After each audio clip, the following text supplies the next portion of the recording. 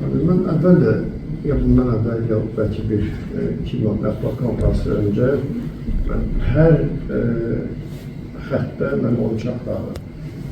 İstər hücum xətti olsun, istər orta xəttlər olsun, istər müdafiə xətti olsun.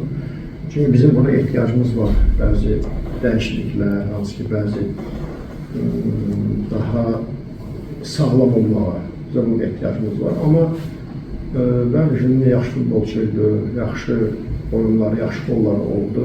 Amma necə ki bəzi futbolçulardan mən onların stabilliyindən narazıydım, elə Junior'un stabilliyindən narazıydım. Yəni, bu il boyu gedən bir prosesdir.